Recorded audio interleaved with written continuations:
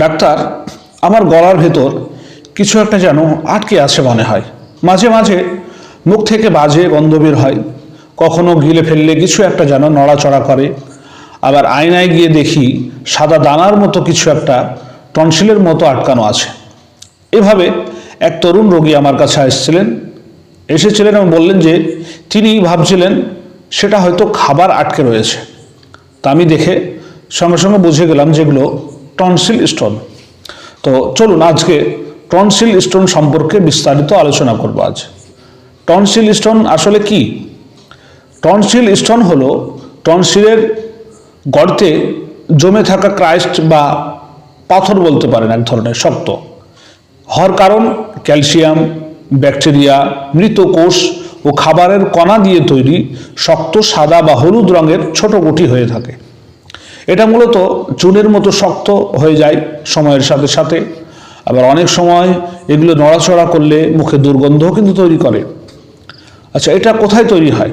এটা আমাদের দুই পাশের যে টনসিল আছে, অনেক সময় এখানে ছোট ছোট গর্তে জমে যায়।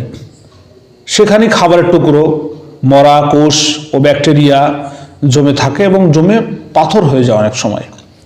এই রোগের যে সকল লক্ষণ আপনি দেখতে পাবেন সেগুলো হচ্ছে: 1 নম্বর, মুখে দুর্গন্ধ। নাম্বার 2, গলায় কিছু একটা উপস্থিতি বা আটকে থাকার অনুভূতি আপনি অনুভব করবেন। নাম্বার 3, গিলতে বা কথা বলতে অস্বস্তি হবে আপনার। নাম্বার 4, সাদা বা হলুদ দানা টনসিলে কিন্তু দেখা যায়। নাম্বার 5, কখনো হালকা গলা ব্যথা বা প্রদাহ হয়ে থাকে। তো কিছু ক্ষেত্রে একদম কিন্তু বোঝাই যায় না, যেমন ধরেন রোগী আয়না দেখার সময় কিন্তু এটা খেয়াল করে।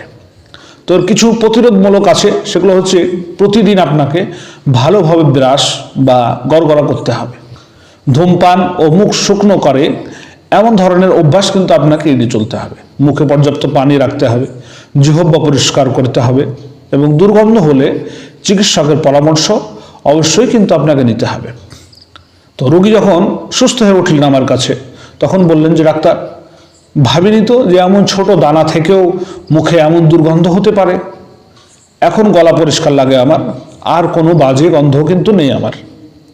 তো সচেতন বার্তা হিসেবে বলে রাখি আপনাদেরকে যে গলায় টনসিলে সাদা দানা, মুখে বাজে গন্ধ, এটা কিন্তু খাবারের টুকরো নয়, এটা টনসিলে অনেক সময় স্টোনের কারণে হয়ে থাকে। তো সময় মতো চিকিৎসা না নিলে সংক্রমণ ছড়িয়ে পড়তে পারে। তাই যখনই এইসব উপসর্গগুলো দেখা দিবে তখন অবশ্যই একজন ডাক্তারের কাছে ট্রিটমেন্ট করান।